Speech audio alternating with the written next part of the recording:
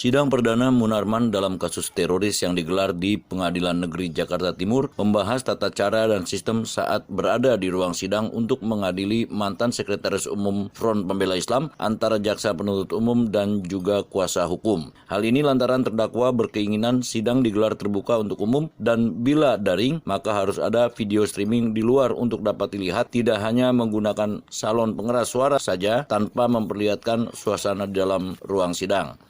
Ataupun Undang-Undang Nomor 15 Tahun 2003 itu ada pasal yang mengatur tentang perlindungan dari saksi dan korban. Nah, mengingat bahwa berkas perkara ini juga terdapat identitas dari para saksi kami di berkas perkara. Kemudian yang kedua, terkait dengan Undang-Undang Informasi Publik, Keterbukaan Informasi Publik. Di sana juga diatur bahwa ada hal-hal tertentu yang tidak mungkin juga kami share kepada terdakwa ataupun kepada penasihat hukum. Kemudian dalam pasal 72 kan jelas disebutkan atas permintaan tersangka atau penasihat hukumnya, pejabat yang bersangkutan memberikan turunan berita acara pemeriksaan untuk kepentingan pembelaannya. Jadi sampai hari ini karena kami belum ada, kami mohon kepada yang mulia memerintahkan kepada DPR untuk memberikan BAP. Terima kasih. Yang diberikan BAP dari LSK ya. Perselisihan kedua kubu antara kuasa hukum dan terdakwa dengan jaksa penuntut umum yang menganggap kondisi dan sistem gelar sidang yang berlangsung itu cukup baik dan standar, tidak menjadi masalah dan tak perlu lagi ada tambahan dari usulan lain pihak terdakwa, akhirnya ditengahi majelis hakim dengan penetapan yang akan dibuat untuk sidang lanjutan nanti. Usai sidang, Aziz Yanuar dan Dr. Sulistiawati selaku kuasa hukum terdakwa Munarman memberikan keterangan kepada para awak media bahwa keberatannya mengenai BAP telah diakomodir majelis hakim dan hal itu sesuai dengan KUHP yang menjadi hak pihak kuasa hukum dan terdakwa, dan kehadiran terdakwa dalam penetapan sidang pun dikabulkan majelis hakim. Berikut penuturan Aziz Yanuar. Yang pertama, seperti sudah saya sampaikan di awal dan juga tadi kita sampaikan di pengadilan bahwa kita keberatan mengenai BAP. BAP kita hanya menerima tersangka, padahal menurut KUHP itu harus menjadi hak dari kami kuasa hukum dan juga hak dari terdakwa. Dan alhamdulillah itu diakomodir oleh pihak majelis hakim. Kemudian juga yang kedua mengenai penetapan sidang harus dihadirkan terdakwanya alias offline. Alhamdulillah juga dikabulkan dan juga memang didengar, diakomodir oleh majelis hakim. Yang terakhir perihal mengenai ada soal alat komunikasi.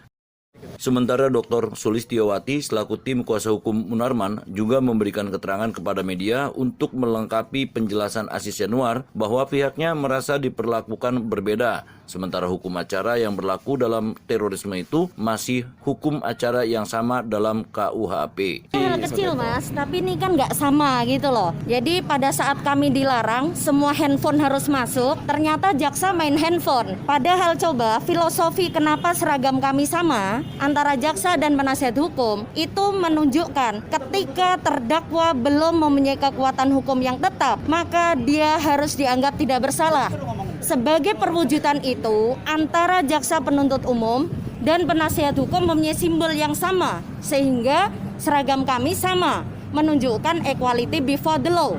Ini bukan persoalan handphonenya, tetapi lebih kenapa perlakuannya selalu berbeda, kan gitu.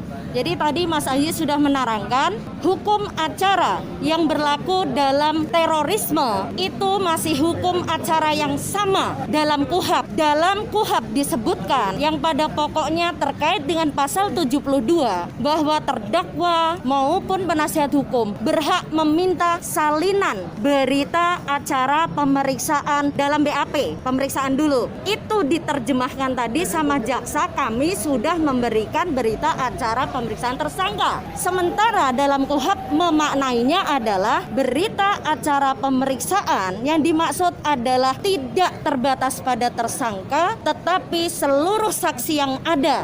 Kalau dilandaskan pada Undang-Undang Terorisme terkait perlindungan, kami setuju kok seandainya pun sidang harus tertutup untuk umum, nggak masalah. Tetapi hak yang disebutkan dalam pasal 72 KUHP jelas bahwa untuk kepentingan pembelaan, maka turunan berita acara pemeriksaan itu haruslah diberikan kami. Sehingga kami tadi sempat menyampaikan, kalau memang berita acara pemeriksaan saja tidak diberikan, bagaimana kami akan memberikan pembelaan kepada terdakwa? Kan begitu. Lebih lanjut, Sulistiawati menyatakan bahwa pihaknya hanya menuntut dari hukum acara yang jelas menyebutkan pada pasal 72 terkait hal itu, tentang turunan berita acara pemeriksaan itu haruslah diberikan kepada kuasa hukum. Untuk sidang lanjutan yang akan digelar pada hari Rabu tanggal 8 Desember tahun 2021 mendatang, Aziz Yanuar meyakini untuk eksepsinya sudah disiapkan, namun dalam pembacaannya akan dipikirkan. Dari Jakarta Timur, M.E. Sudiono melaporkan.